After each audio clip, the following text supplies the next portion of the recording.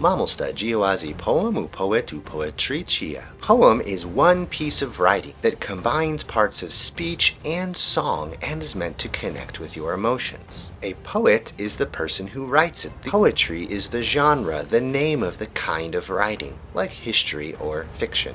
Poet writes a poem and puts it in a book of poetry. I recently made a video about a poem called We Grow Accustomed to the Dark, written by the poet Emily Dickinson. It is in a book of poetry. How can you remember the difference? Focus on the different endings of each word. A poem which ends in M is meant to connect with your emotions, to make you go, Poet ends in T, which sounds like the word tea, and only people drink tea.